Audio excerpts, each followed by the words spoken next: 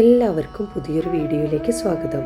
എന്താണ് ഏകശ്ലോക രാമായണം? കർക്കിടകത്തിൽ രാമായണം പൂർണ്ണമായും വായിക്കാൻ സാധിക്കാത്തവർക്ക് ഏകശ്ലോക രാമായണം എന്നും ജപിക്കുന്നത് സമ്പൂർണ്ണ രാമായണ പാരായണത്തിന്റെ ഫലമുണ്ടാകുമെന്നാണ് പറയുന്നത്. രാമായണം എന്നത് രാമന്റെ അയനമാണ്. അയനം എന്നാൽ യാത്ര എന്നാണ് അർത്ഥമാക്കുന്നത്. ഈ യാത്രയുടെ സംഗ്രഹമാണ് ഏകശ്ലോക രാമായണം. ഒറ്റ ശ്ലോകത്തിൽ രാമായണ കഥ പൂർണ്ണമായും പറയുന്നതാണിത്. ഒരിക്കൽ ഭരതൻ ഹനുമാനോട് പറയും, രാമരാവണ യുദ്ധം കണ്ടിട്ടില്ല എന്ന്. ഹനുമാൻ ഒറ്റ ശ്ലോകത്തിൽ രാമന്റെ വനവാസം തൊട്ട് രാവണ നിഗ്രഹം വരെ വിവരിക്കുന്നതാണ് ഏകശ്ലോക രാമായണം എന്നാണ് പറയുന്നത്. രാമായണത്തിലെ പ്രധാന സംഭവങ്ങളെല്ലാം ഈ ഒറ്റ ശ്ലോകത്തിലൂടെ പറയുന്നു. ഗോസ്വാമി തുളസീദാസാണ് ഏകശ്ലോക രാമായണം രചിച്ചതെന്നും പറയപ്പെടുന്നു. ഈ ശ്ലോകം മനപാഠമായി എന്നും ജപിക്കാവുന്നതാണ്.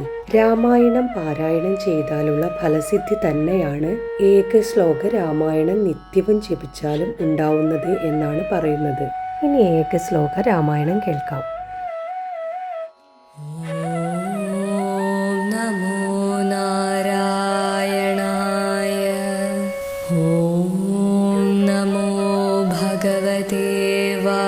വാസുദേവായ. പൂർവം രാമതപോവനാദി ഗമനം ഹത്വാ മൃഗകാഞ്ജനം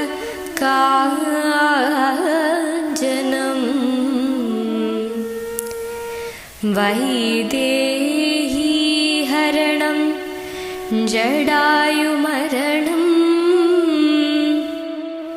സുഗ്രീവ സംഭാഷണം ബാലീ നിഗ്രഹണം സമുദ്രതരണം ലങ്കാപുരീദാഹനം